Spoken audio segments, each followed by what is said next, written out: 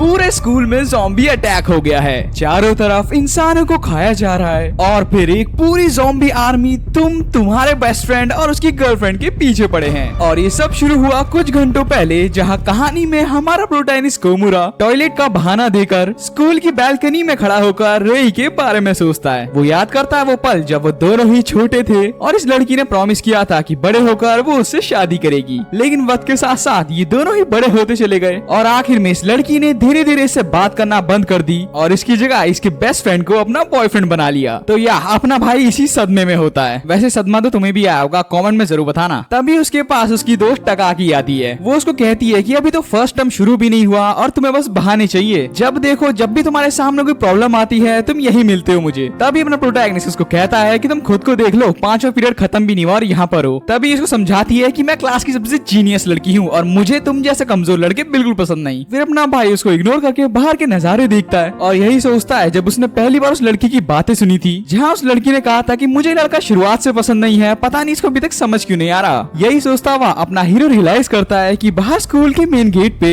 एक आदमी गेट पे जोरों से लात मार रहा है, जिसे सुन कुछ टीचर्स और बाकी स्कूल के स्टाफ मेंबर्स आते हैं। उनमें से एक पीटी सर टीचर को इम्प्रेस करने के लिए चौड़े में उसका गला पकड़ लेता है और तभी हम देखते हैं कि बंदा ज़ॉम्बी बना हुआ है जिसने सर को काट लिया है। और काटते ही बस होना क्या था, पीटी टीचर खड़ा होता है और उस टीचर को काट लेता है। बाकी अब ये मत पूछना कहाँ काटा है, वो तुम खुद पता करो। ये सब चीजें देखते ही अपने प्रोटैगनिस्ट की फट पड़ी थी। उसको यकीन नहीं हो रहा था कि उसने क्या देख लिया। जहाँ तभी बुद्धि का इस्तेमाल करता हुआ अपना प्रोटैगनिस्ट भागता हुआ क्लास में जाता है। जाते ही अपनी क्रश को कहता है कि कोमुरा हमें यहाँ से निकलना पड़ेगा। तभी आके इसका बेस्ट फ्रेंड पूछता है कि तुम क्या कर रहे हो। अपना हीरो बताता है कि उसने जस्ट अभी अपनी आंखों के सामने ही स्कूल के एंट्रेंस पे लोगों को मरते हुए देखा। इधर इसकी क्रश बहुत आनाकानी करती है, जहाँ अपना हीरो गुस्से में उसके गाल पे एक मारता है। इधर ही तीनों ही आगे निकलते हैं। अपना हीरो इनको पूरी बात बताता है, जहाँ हीरो हथियार के तौर पे झाड़ू पकड़ लेता है। उसका दोस्त ब्लैक बेल्ट चैंपियन है कराटे का, तो वो कुछ नहीं पकड़ता। और वहीं ये लड़की अपने फादर को कॉल लगाती है क्योंकि उसके पापा एक पुलिसमैन है। जहाँ उसको पता लगता है कि देश भर से पुलिस वालों को काफी सारी कॉल्स आ रही हैं और इन्हीं इमरजेंसी कॉल्स के दौरान वो अपने फादर से कांटेक्ट नहीं कर सकती। ये सुनते ही लड़की हिल चुकी थी। जहाँ तभी प्रिंसिपल की तरफ से उनको एक अनाउंसमेंट करी जाती है। वो कहते हैं कि हमारे स्कूल में एक बहुत बड़ी गड़बड़ी हो चुकी है, जिस वजह से सारे बच्चे टीचर्स के इंस्ट्रक्शन पे ये पूरा स्कूल खाली करे। जहाँ तभी उनको सुनाई देता है कि स्पीकर से बचाव की आवाज आ रही है और तभी उनको फील होता है कि प्रिंसिपल की डेथ हो चुकी है। ये सुनते ही सबकी एकदम फट पड़ी थी। सब लोग एकदम हैरान हो जाते हैं और ये सब सुनने के बाद टीचर की चौक गिरते ही सब लोग भगदड़ मचाते हैं और एकदम कुत्ते की तरफ भागना शुरू करते हैं। जान बचाने के लिए लोग एक दूसरे के ऊपर ही चढ़ रहे होते हैं। कोई कहीं हाथ दे रहा होता है तो कहीं और हाथ दे रहा होता है। इधर ये तीनों ही सोचते हैं कि अगर हर कोई स्कूल से बाहर निकल रहा है तो इनके लिए एक ही रास्ता बचा, जो है प्रिंसिपल ऑफिस की ओर जाना। जहाँ आगे जाते ही उनकी मुलाकात उनके टीचर से होती है, जो अब ज़ॉम्बी बन चुका है। वो आते ही इस लड़की पे अटैक करता है और ये लड़की फिर अपने बचाव के लिए डंडों से इस बंदे को सूतने लगती है और फाइनली इसके दिल की ओर हमला कर देती है। हीरो को लगता है कि हमने फाइनली इस ज़ॉम्बी को मार दिया, लेकिन तभी वो लोग देखते हैं कि ज़ॉम्बी अभी भी जिंदा है और वो फिर इस लड़की पे वापस हमला करता है। हमले के दौरान ये ज़ॉम्बी बस काटने ही वाला था कि तभी इसका बॉयफ्रेंड आकर उसको पकड़ने की कोशिश करता है। जहाँ तभी भाई ये ज़ॉम्बी अपनी खोपड़ी मोड़कर इसी को ही काट लेता है। उसको बचाने के लिए फिर अपना हीरो और ये लड़की दोनों ही कूद कर उस ज़ॉम्बी पे अटैक करते हैं। जहाँ हीरो समझ चुका था कि इसको मारने का कोई फायदा नहीं है, ये ऑलरेडी मरा हुआ है। और तभी सिचुएशन ज्यादा खराब हो जाती है, जहाँ ये लड़की अपने हीरो पे चिल्लाती है कि तुम तो मर्द हो ना, कुछ तो करो। और अपना हीरो फिर घबराते हुए बेसबॉल बैट ज़ॉम्बी के सर पे ही मारता है। आगे ये लोग अपनी जान बचाते हुए डायरेक्ट स्कूल की छत पे जाते हैं और ये देखते हैं कि इनके पूरे शहर में तबाही हो चुकी है। इन लोगों को यकीन नहीं होता। ये लोग यही सोचते हैं कि कुछ वक्त पहले ही तो चीजें ठीक चल रही थी। ये लोग देखते हैं कि इनके ऊपर से हेलीकॉप्टर्स गुजर रहे हैं और ये लोग समझ चुके थे कि आर्मी की इन्वॉल्वमेंट यहाँ आ चुकी है। वहीं फिर वो लोग अपने स्कूल की ओर देखते हैं, जहाँ सारे ज़ॉम्बीज़ मिलकर लड़की को खा रहे थे। ये लोग यही सोचते हैं कि स्कूल के बाहर इतना हाल है तो अंदर क्या ही हो रहा होगा। जहाँ अंदर हमें दिखाया जाता है कि चारों तरफ ज़ॉम्बीज़ आ चुके हैं, लोगों को कुत्ते की तरह खाया जा रहा है। इनके काफी सारे टीचर्स पागल हो चुके हैं और वो खुद ही छत से कूद के सुसाइड कर रहे हैं। जहाँ इधर हीरो यही सोचता है कि ये तो एकदम मूवीज और वीडियो गेम्स की तरह है और अगर ये बात सच है कि असल जिंदगी में भी यही हो रहा है तो मुझे अल्टीमेटली ज़ॉम्बीज़ के सर पे मारना होगा। वहीं ये लोग देखते हैं कि इनकी और भी ज़ॉम्बीज़ आ चुके हैं और अब इनका मेन प्लान है कि लोग सीढ़ियों से ऊपर जाकर सीढ़ियों का रास्ता ब्लॉक करेंगे। इधर ये लोग ज़ॉम्बीज़ को मारते हुए ऊपर की ओर भागते हैं, जहाँ इस लड़की पे एक ज़ॉम्बी अटैक कर देता है और ज़ॉम्बीज़ को बस ऑलमोस्ट खाने ही वाला था कि अपना हीरो आकर इसको बचा लेता है। इधर इन लोगों ने ज़ॉम्बीज़ के लिए रास्ता ब्लॉक कर दिया था और अब इनका प्लान था कि लोग छत की लैब में रहेंगे। लेकिन तभी ये लोग देखते हैं कि अपने प्रोटैगनिस्ट के बेस्ट फ्रेंड को खून की उल्टियां होती हैं। जहाँ हीरो समझ जाता है कि रिसेंटली जिस ज़ॉम्बी ने इसको काटा था उसके कारण अब ये भी ज़ॉम्बी बनेगा। इधर ये लड़की समझ चुकी थी कि इसका बॉयफ्रेंड बॉयफ्रेंड तो अब गया। हीरो उसको वही बताता है कि मूवी से मैंने यही देखा है कि अगर एक ज़ॉम्बी दूसरे ज़ॉम्बी को काट ले तो वो भी ज़ॉम्बी बन जाता है। जहाँ तभी हीरो का बेस्ट फ्रेंड उससे एक मदद मांगता है। वो चाहता था कि हीरो इसको छत से नीचे फेंक दे ताकि एटलीस्ट उसके दोस्त और उसकी गर्लफ्रेंड की जान तो बची रहे। इधर उसका दोस्त इसको कहता है कि प्लीज भाई मुझे वहाँ से फेंक दे, मैं ऐसे मरना पसंद करूंगा, मुझे ज़ॉम्बी बन के नहीं मरना। वहीं इधर फिर हीरो उसकी दोस्त को कहता है कि तू पीछे हो जा, और अपना हीरो बेसबॉल बैट पकड़कर रेडी था अपने काम के लिए। ये लड़की इसको जिद करती है कि नहीं मेरा बॉयफ्रेंड एकदम ठीक है, मेरा बॉयफ्रेंड तो फिट है, प्लीज तू ये सब मत कर। तभी वो देखती है कि उसका बॉयफ्रेंड खड़ा हो चुका है और हीरो फिर उस लड़की को पकड़कर अपनी ओर लाता है। और जैसे ही उसका दोस्त ज़ॉम्बी बनकर उसको काटने वाला था, भाई अपना हीरो बूम एक बेसबॉल बैट उसके मुंह पे ही मारता है। और उसके बाद ये लड़की अपने प्रोटैगनिस्ट से पूछती है कि तुमने ये सब क्यों करा। अपना हीरो उसको समझाता है कि अगर मैं ये ना करता तो वो तुझे भी काट लेता। जहाँ लड़की उसको गाली देती है कि तुमने ये सब क्यों करा, मैं भले ही इससे कट के इसकी तरह बन जाती लेकिन मैं इसी तरह से इसकी डेड बॉडी को नहीं देख सकती। जहाँ तब ये गुस्से में अपने दिल की भड़ास निकाली देती है और कहती है कि मुझे पता है कि तुम इसीलिए इससे नफरत करते थे क्योंकि मैंने तुम्हारे अलावा तुम्हारे बेस्ट फ्रेंड से प्यार किया। और उसकी बात सुन के इस सिचुएशन में अपना हीरो एकदम सिग्मा मिल की तरह आगे बढ़ता है और उसको कहता है कि मैं तुम्हारी सारी बातें और तुम्हें इग्नोर करता हूँ और मैं बाहर जा रहा हूँ कुछ खोपड़ियाँ तोड़ने। और जैसे कि सारी लड़कियां करती हैं, ये भी एकदम अपना दोगला इंस्टिंक्ट दिखाती है और पलट के फिर अपने हीरो से प्यार से बात करने लगती है और कहती है कि मेरा वो मतलब नहीं था, बेसिकली ये चाहती थी कि अपना प्रोटैगनिस्ट इसके साथ ही रहे ताकि इसकी जान बची रहे। तो इसलिए कहता हूँ भाइयों, महिलाओं पे ज्यादा भरोसा मत करो। इधर अपना हीरो चुपचाप उस ब्लॉक को क्रॉस कर ही रहा था कि लड़की भागती उसके पैरों में गिर जाती है और रोने धोने की एक्टिंग करती है कि प्लीज मैंने जो बोला मुझे उसके लिए माफ कर दो, प्लीज मुझे अकेला छोड़कर मत जाओ। जहाँ तभी फिर हीरो नीचे आकर इस लड़की को टाइटली सीने से लगा लेता है और यही सोचता है कि दुनिया तबाह हो रही है, मैंने अपने बेस्ट फ्रेंड को मार दिया और अब मुझे ये लड़की मिल रही है जिससे मैं प्यार करता था। इधर स्कूल के अंदर ही टकाकी के सामने ही बच्चे चीखते हुए भागते हैं कि बच्चे खुद को ही खा रहे हैं। ये सब देखकर टकाकी और उसका मोटा क्यूटू दोस्त उसके साथ चलता है और ये ज्यादा ही बड़बड़ कर रहा था। तो टकाकी इससे पूछती है कि मुझे एक बात बता, क्या तुझे जिंदा रहना है या तुझे मर जाना है। जहाँ लड़की उसको बताती है कि तुम्हारा प्लान था ना प्रिंसिपल रूम के सामने जाते हैं। जहाँ दिखाती है कि कैसे कुछ बच्चों का भी उसी की तरह सेम प्लान था, लेकिन आखिर में फिर वहाँ से ज़ॉम्बी निकलते हैं और उन सभी बच्चों को खा जाते हैं। और तभी टकाकी उसको कहती है कि अगर तुझे जीना है तो मेरे इशारों पे चल। इधर ये लड़की और अपना हीरो अपने ही बेस्ट फ्रेंड की लाश की तरफ बैठे हुए थे और अपने हीरो को वही ख्याल बार बार परेशान करते हैं। जहाँ तभी लड़की खड़ी होकर अपने हीरो को कहती है कि मुझे अपना फोन नंबर दो, मुझे अपने डैड से बात करनी है। प्रोटैगनिस्ट उसको समझाता है कि जब पुलिस स्टेशन ही बिजी है तो कॉल करके क्या ही फायदा। वो समझाती है कि उसके पास उसके पापा का एक प्राइवेट नंबर है जिसको वो बस जरूरत के वक्त ही इस्तेमाल करते हैं। इधर फाइनली इस लड़की से उसके फादर का कॉल लग जाता है, लेकिन इसके फादर उसकी आवाज पहचान नहीं पाते और उनको लगता है कि हमारा प्रोटैगनिस्ट टकाशी ही बात कर रहा है। वो उनको कहते हैं कि बेटा सुनो, चारों तरफ हाहाकार मचा हुआ है, पूरी सिटी एकदम पैनिक कर रही है, तो मैं चाहता हूँ कि तुम जल्दी से मेरी बेटी के साथ मिलकर जहाँ भी हो वहाँ से चले जाओ। और जब तक ये लड़की कुछ बोल पाती, सिग्नल आउट ऑफ सर्विस चले जाता है और फिर ये लड़की रोने लगती है कि उसके पापा ने तो उसकी आवाज भी नहीं पहचानी। इधर हमें टकाकी को दिखाया जाता है जिसका एक बड़बोला क्यूटी दोस्त बार बार उसको परेशान करता है। जहाँ टकाकी उसको समझाती है कि जापान की आबादी 13 करोड़ से ज्यादा है, तुम्हें क्या लगता है कि अगर हम पुलिस से कांटेक्ट करेंगे या फिर वहाँ की गवर्नमेंट से कांटेक्ट करेंगे तो वो हमारी बात मानेंगे। जब तक इन लोगों की बात चली रही थी कि तभी वहाँ पर एक ज़ॉम्बी आ जाता है जिसे देखकर ये दोनों ही वहाँ से भागने लगते हैं और टकाकी यही सोचती है कि प्रोटैगनिस्ट उसको इसके साथ छोड़कर कहाँ चला गया। वहीं इधर हम एक मेडिकल रूम का सीन देखते हैं जहाँ एक ज़ॉम्बी उठ खड़ा हुआ, जिसे देखते ही एक स्टूडेंट ने तुरंत ही वहाँ के हथियार से उसको पीटना शुरू कर दिया। और तभी बारी होती है मेरी फेवरेट, मेरी गॉर्जियस शिजुका की। हाँ वैसे ये वो डोरेमोन वाली शिजुका नहीं है, लेकिन उससे कम भी नहीं है। जहाँ क्यूटू लड़की समझ चुकी थी कि सिचुएशन क्या हो रखी है, तो ये वहीं पर ये काफी सारी दवाइयाँ ढूंढने लगती हैं कि तभी वहाँ पर ज़ॉम्बीज आ जाते हैं और आते ही इस इनोसेंट लड़के को काट लेते हैं। और जैसे ही वो शिजुका पे हमला करने वाले थे कि तभी वहाँ पर साइको आ जाती है और आते ही 3-4 ज़ॉम्बीज की तो खोपड़ी वहीं तोड़ देती है। जहाँ आते इस लड़के से मिल कहती है कि मेरा नाम साइको है और मैं कैंडो क्लब की कैप्टन हूँ। मानना पड़ेगा लड़के, तुम बहुत बहादुरी से लड़े, लेकिन तुम्हें पता ही है ना कि जब एक ज़ॉम्बी दूसरे इंसान को काटता है तो वो इंसान भी ज़ॉम्बी बन जाता है, तो ना चाहते हुए भी मेरे दोस्त मुझे तुम्हें यही मारना होगा। वो लड़का भी उसकी बातों पे एग्री कर जाता है। जहाँ इस नर्स के इंटरेक्ट करने से पहले ही ये लड़की कहती है कि आप नर्स हो तो बेहतर रहेगा आप इन कामों से थोड़ा दूर रहो, और वो तभी एक ही बार में उस बंदे की खोपड़ी तोड़ देती है। ये देखकर नर्स भी एकदम घबरा चुकी थी कि तभी उनके रूम में 3-4 ज़ॉम्बीज और आ जाते हैं। वहीं इधर टकाकी और उसका क्यूटू दोस्त इधर लैब में आ रखे थे, जहाँ बेसिकली वो लोग कुछ सामान इकट्ठा कर रहे थे ताकि वो लोग अपने लिए हथियार बना पाए। और फिर लड़की उसको कहती है कि तुम तो भोंदू हो ना, 24 घंटे पढ़ाई में घुसे रहते हो, तो कुछ तो करो इस चीज का। जहाँ इधर ये बंदा कुछ छोटे मोटे गैस सिलेंडर्स और ड्रिलिंग मशीन से कुछ बनाने की कोशिश करता है। वहीं ये लड़की उस पर चिल्लाती है कि बेवकूफ ज़ॉम्बीज बस आने वाले हैं। जहाँ जैसे ज़ॉम्बीज भागते हुए टकाकी को देख ही लेते हैं कि तभी ये बंदा उन पर फायर करता है। वहीं इधर प्रोटैगनिस्ट प्रोटैनिस के बनाए हुए ब्लॉक पे भी ज़ॉम्बीज आ चुके थे। तो फिर प्रोटैनिस और उसकी दोस्त की गर्लफ्रेंड, जो कि अब उसकी गर्लफ्रेंड बन चुकी है, ये दोनों मिलके पानी के पाइप से ज़ॉम्बीज पर अटैक करते हैं। वहीं इधर ये बंदा टकागी को कहता है कि तुम बैग के अंदर कुछ ड्रिल्स और नेल्स को रख लो। तभी ये बंदा टकागी से पूछता है कि टकागी तुम मेरे साथ ही क्यों रह रही हो? समझ रहे हो ना, ये क्यूटी पाई भी प्यार में पड़ गया इसके। जहाँ इधर इस बंदे पे जोश आ चुका था तो ये दरवाजा खोल के ज़ॉम्बीज पर अटैक करने को तैयार था। आगे अपना प्रोटैनिस और उसकी नई नवेली गर्लफ्रेंड ट्राई करते हैं कि अब ये लोग मिलकर ज़ॉम्बीज को मारेंगे। जहाँ ये लोग बेहतरीन तरीके से आपस में कनेक्शन दिखाते हुए ज़ॉम्बी को मारकर आगे की तरफ बढ़ते हैं। जहाँ सीढ़ियों की तरफ पहुँचते ही ये लड़की उससे पूछती है कि अब हमें कहाँ जाना है। अपना प्रोटैनिस बताता है कि हम लोग मेरे घर चलेंगे और रास्ते में आते हुए लोगों को बचा भी लेंगे। लड़की कहती है कि मैं भी अपने डैड को कॉल कर लूंगी ताकि उनको पता तो चले कि मैं सेफ रखी हूँ। जान तभी फिर लड़की हीरो से पूछती है कि तुमने अपना घर कॉल नहीं करा? हीरो कहता है कि टेंशन मत लो, मेरा घर खाली और सबसे ज्यादा सेफ है और मेरे पापा जॉब की वजह से ज्यादातर वक्त बाहर ही रहते हैं और मेरी मम्मी भी एक एलिमेंट्री स्कूल टीचर है, तो मुझे नहीं लगता कि वो भी घर पे होगी। इधर हीरो यही सोचता है कि जब मेरी स्कूल में ये हाल है तो मेरी मॉम के स्कूल में क्या हो रहा होगा। वहीं इधर हम टकागी को देखते हैं जो कि गीले कपड़े को बार बार ज़ॉम्बी के ऊपर मारती है और फिर वो एक कपड़ा ज़ॉम्बी के साइड में मारती है, जब ज़ॉम्बी उस कपड़े की ओर चला जाता है। इससे इन लोगों को समझ आ जाता है कि ये ज़ॉम्बी साउंड के थ्रू ही अटैक करते हैं। इधर हम साइको को शिजुका के साथ देखते हैं जो कि एक एक करके ज़ॉम्बी से लड़कर आगे जा रहे थे।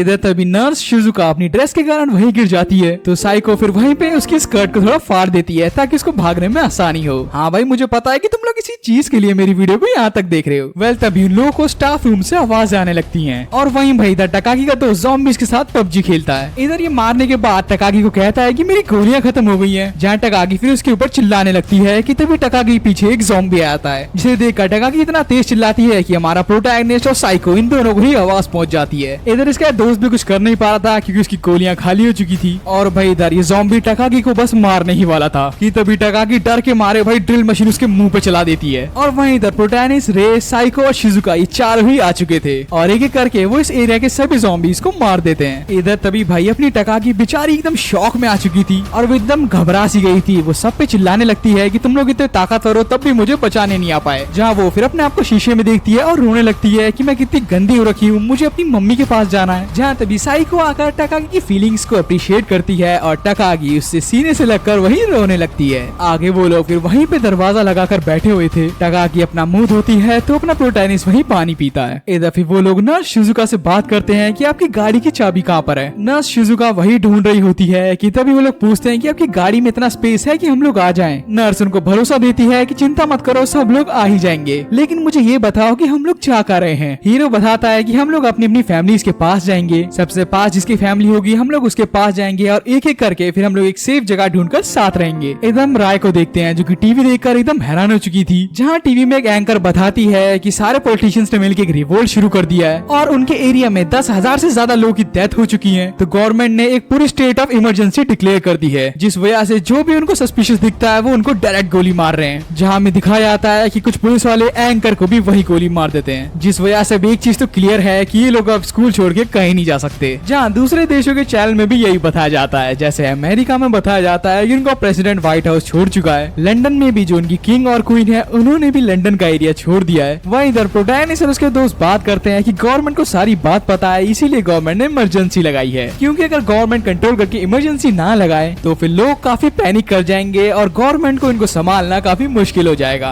इधर हीरो को समझ नहीं आता कि अभी सुबह तो उसने इंटरनेट खोला था, कुछ तो उसमें था नहीं, तो कुछ ही घंटों में पूरे वर्ल्ड वाइड ये चीज कैसे फैल गई। इधर हीरो की गर्लफ्रेंड भी डर जाती है और उससे पूछती है कि क्या सही में कोई जगह होगी जहाँ हम लोग सेफ रहेंगे। तभी टकागी उसको कहती है कि सपने देखो, ऐसा कभी नहीं होने वाला, ये एक महामारी के तौर पे आया है जो कि पूरी दुनिया में फैल चुका है, जैसे 1918 में स्पेनिश फ्लू आया था। भाई महामारी का तो नाम मत लो, मुझे कोरोना के दिन याद आ गए। जहाँ आगे बताती है कि जिस तरह स्पेनिश फ्लू 60 करोड़ लोगों को फैला था और कम से कम 5 करोड़ लोगों की जान गई थी, मुझे लग रहा है ये वायरस भी कुछ उसी तरह का है। जहाँ इन लोगों को बात समझ आ चुकी थी कि जब तक इस चीज का कोई एंटीडोट नहीं बनता, इन लोगों को एक साथ ही रहना होगा और अपने सारे हथियारों के साथ एक टीम की तरह ही काम करना होगा। और अब ये लोग तैयार थे कि लोग बाहर निकलकर ज़ॉम्बीज को मार के जितने लोग बचे हैं उनकी हेल्प करेंगे। जहाँ वो लोग फिर बाहर निकलते ही कुछ ज़ॉम्बीज को मारने लगते हैं और मेन ग्राउंड में आकर साइको सबको इंस्ट्रक्शंस देती है। वो कहती है कि जब तक लड़ाई की जरूरत ना पड़े, ज़ॉम्बी से लड़ाई करने की कोई जरूरत नहीं है। याद रखो, ये सिर्फ आवाज सुनते ही हमला करते हैं और उनके पास इतनी जान है कि लोग दरवाजा तोड़ दे, तो अगर एक बार भी इनको तुम्हारे में पकड़ मिल गई तो तुम्हारी जान जाना तय है। इधर तभी इन लोगों को सीढ़ियों में कुछ लोग मिलते हैं जिनकी हेल्प करने के लिए ये लोग वहाँ के सारे ज़ॉम्बीज को मारते हैं और वो आते इन लोगों से पूछते हैं क्या तुम में से किसी किसी एक को ज़ॉम्बी ने काटा है। वो लोग मना करते हैं, जहाँ ये लोग भी अपने प्रोटैगनिस्ट की टीम के साथ यहाँ से निकलने वाले थे।